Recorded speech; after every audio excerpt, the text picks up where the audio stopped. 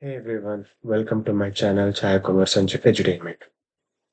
Have you ever wondered where local, global, static, dynamically allocated variables and even a const variables stored in the memory? So it's a really fundamental aspects to understand before you start to learn how to write the code, especially if you're doing C and C++. So these things plays a important vital role to decide how to write the program.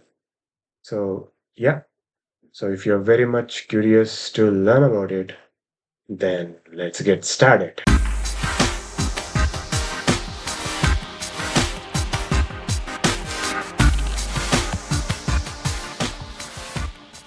Okay, let's get started with the video with a simple coding example written in the C. So I have a couple of variables that are declared here. So one with the global variable that is initialized to value 10, and the other one that is not initialized. And there is a local variable initialized and then local variable that is not initialized. And we have a constant variable and we have the string variable, and this is called string literal. So when you have a character pointer and then assign a string to it, that's called string literals. And we have a static variable that is initialized and the static variable that is not initialized. And we have a dynamically memory allocated using malloc. In case of C++, it is new, and of course, internally new uses malloc. So it's better to use malloc only in case of C++, in case of C, as an example. Now, whatever the code that you guys write, that actually get executed in the RAM only. Let me actually start drawing a simple RAM here. So this is RAM. So RAM memory has divided into a couple of segments. So what are those segments? So the let me introduce you to something called as stack memory or the stack segment, and there is heap segment, and there is two different subsegment. One is called BSS or dot BSS, and another one is called dot data. So what are these two subsegments? I'll talk about it. And dot RO data, RO as in read-only data. Don't get confused with read-only memory. Is RO data, read-only data. And there is something called as dot text data. So whatever the type of the variables that you guys declare, that actually gets stored in this type of memory. So let me go back to the simple coding, that example that I showed you. Now let me start with the global variable.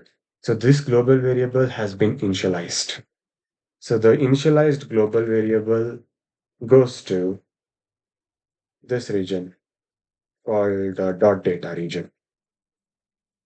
So dot data, this goes to dot data, and uninitialized global variable goes to dot BSS. I didn't put it out, I guess, here, sorry. Yeah, dot BSS. So it goes to dot .bss. And this one, local variable, which is initialized, they go to stack memory here, the stack memory. And even the uninitialized also goes to the stack memory only. That's the reason I didn't do a subsegment like this for dot .bss and dot .data, unlike in the stack. So whatever the initialized or uninitialized, they go to the stack memory only. And this one, it's a const variable, right? Whatever you can't modify the const variable. So that's the reason you're not allowed to write. That's the reason it goes to read only data. And even this one is a string literal, like I said earlier. String literals also goes to read only data only. And this is a static memory. Static memory also, static memory is actually initialized, it goes to dot bss. Sorry, if it is initialized, it go to dot beta. If it is uninitialized, it goes to dot bss. And finally, the only memory that is left is heap region. So whatever the dynamically allocated memory like malloc, calloc, whatever the operations that you guys do, they actually goes to the heap memory.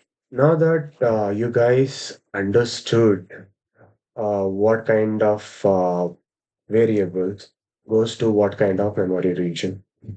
Now, you might have a simple question like, hey, I'm seeing one weird thing between static memories, static variable, and the global variable. They all go to data and BSS segment only, right? So what exactly is the difference between them? Why are we even considering this particular variable in our programming, day-to-day programming basis? That's what I'm gonna discuss now. Let me actually remove all this. Now I'll start giving a global variable. So let's say int, let's say global var, and that I'm initializing to 10. I'm calling a function called foo, this function foo multiple times. I'll implement foo week. So I'm calling foo multiple times. Now, now let me implement foo function. In the foo function, what I'll do, I'll just increment the global variable. And then I'll start printing the global variable here. Printf percentage %d. Okay. So I called this foo function 3 times, and each time I'm calling whenever in the foo function I'm incrementing the global variable and then printing the incremented value. So let's see what can be done here. So how does the code behave? So your expectation is it will print 11, 12, and 13, right? That's expectation. Let's see if that expectation is true or not. Stupid mistake. See? Okay. I'll put a slash here. See? 11, 12, 13. So why did we get 11, 12, 13? Like I said, a global variable will go to the dot data segment. So whatever the content that will be seen in the dot data segment, that will be stored. And it is actually visible throughout whatever the function that you guys declare. So this particular global variable is actually visible for foo and main. Let's say I'll declare another function called bar.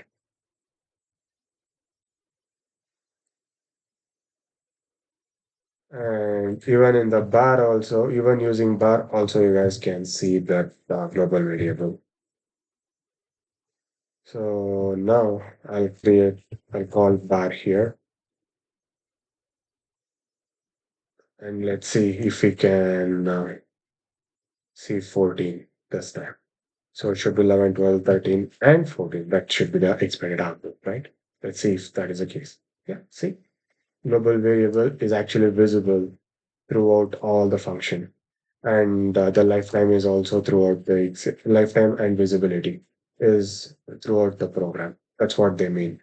So when they say what is the lifetime, so this value can be preserved in this particular memory region throughout, and whatever how many number ever function that you declare, those functions can be seen by global variables. Sorry, those function can see global variable values.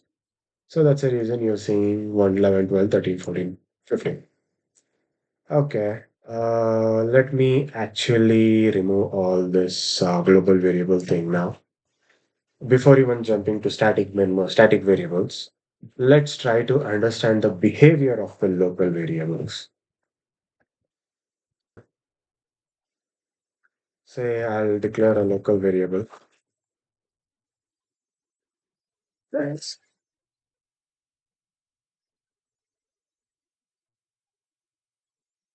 Now, let's say I'll declare a local variable. I'll initialize this to 10. It should be the local variable, not the global variable, right? The local. So what is our expectation? So we are calling local variable three times. So it will be 10, 11.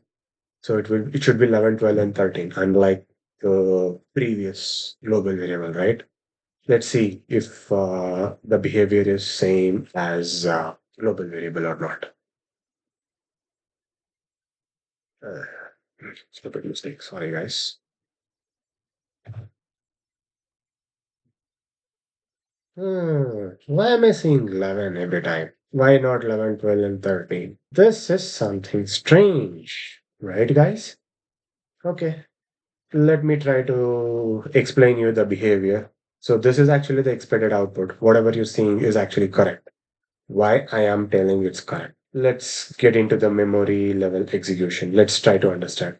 Like I said, local variable will be stored in a stack memory, right? So let me actually just draw a stack memory only. This is a stack memory.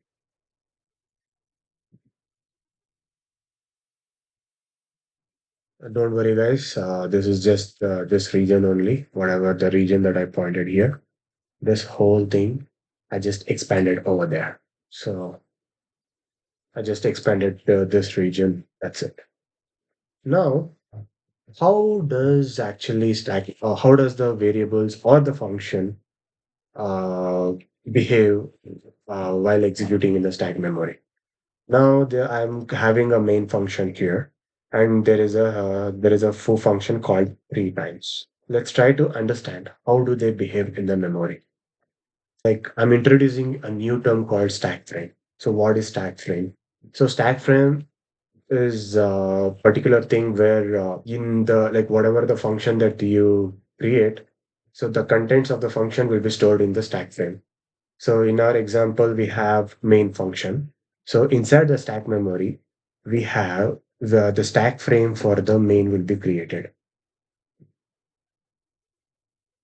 Inside the main function, we will call function foo.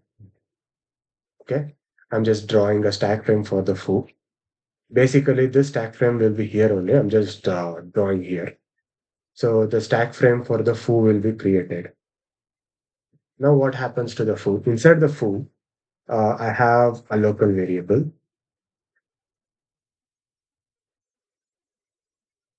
that is initialized to 10.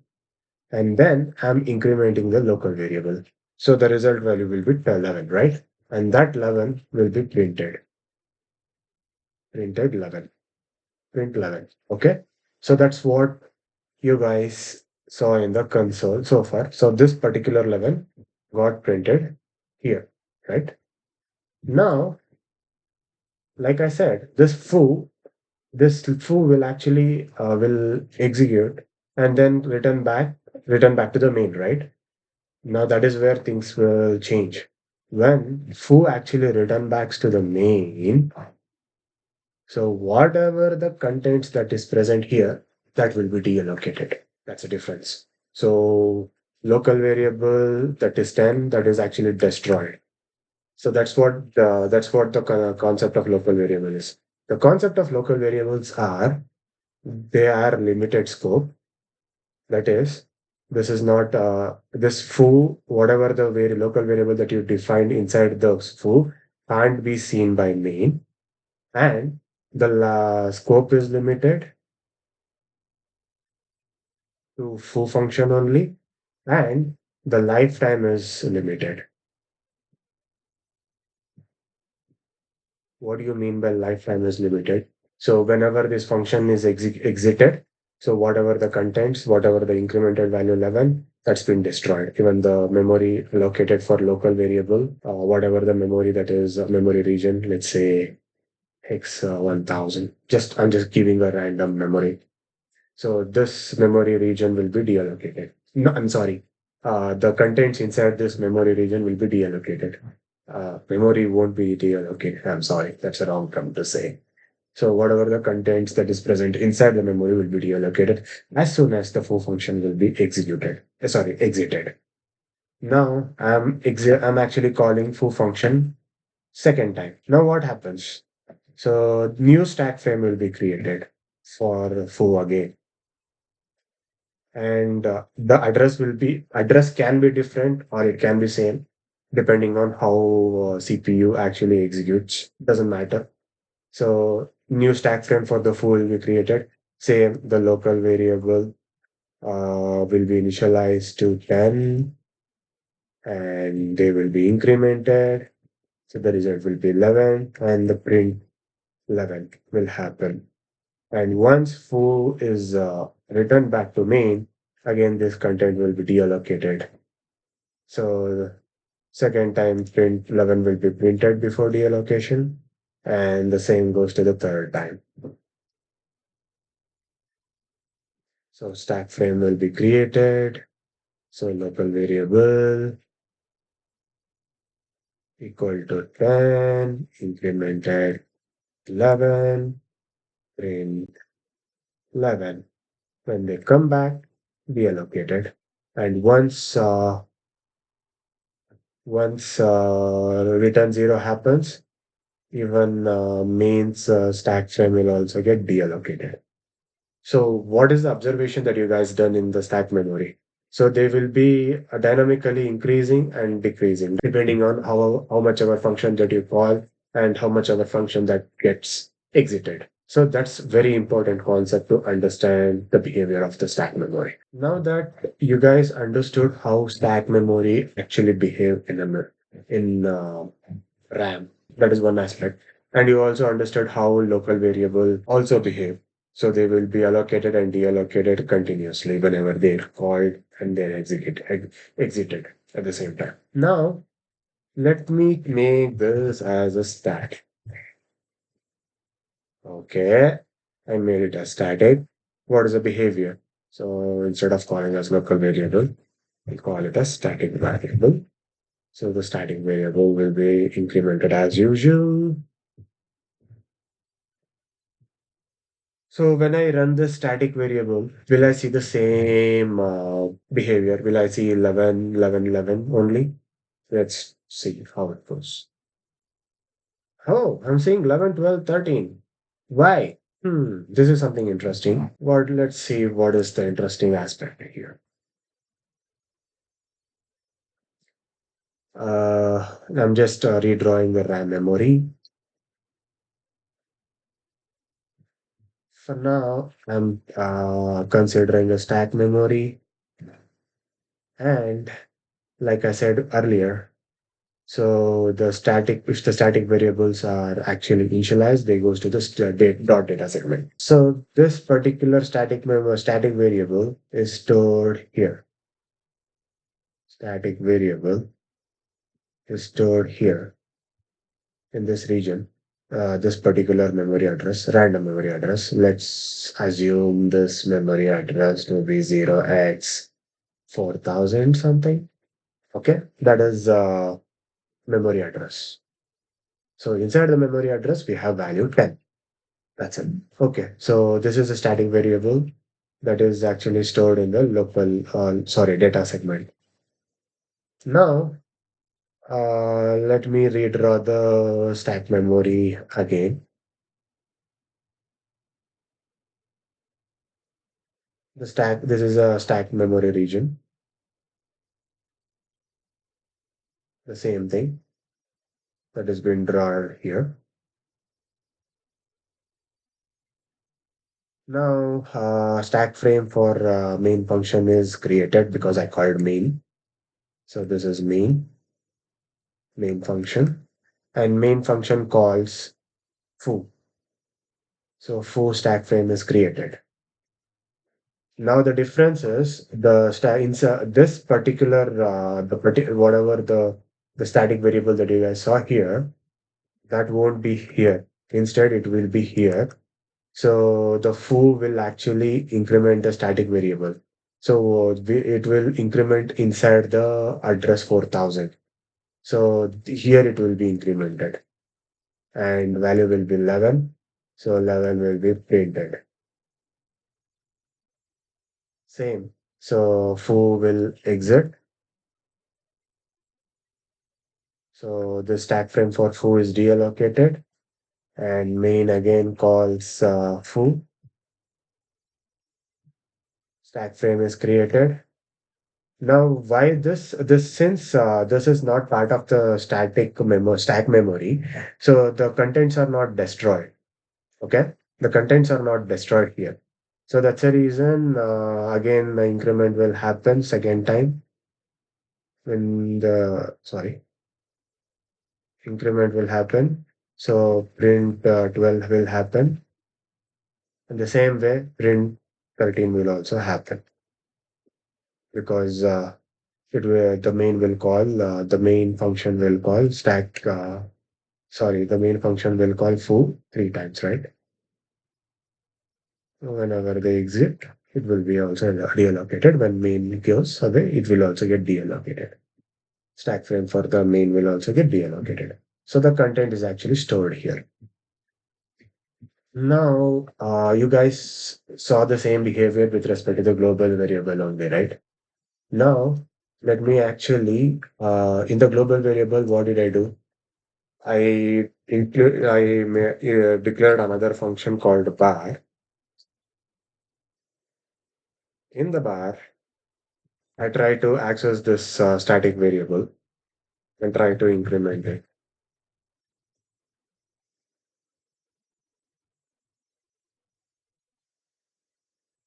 And I'll call bar here.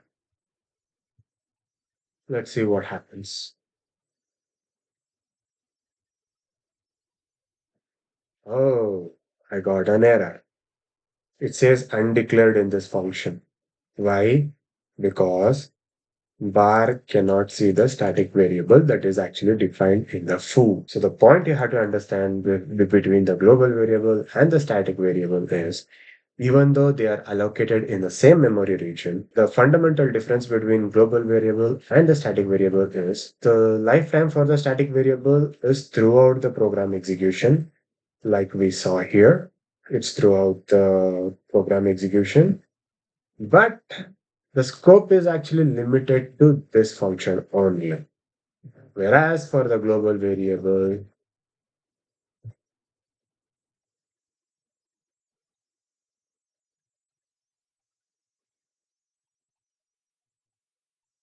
the scope is actually everything. So you can see, right? We didn't get a compiler error.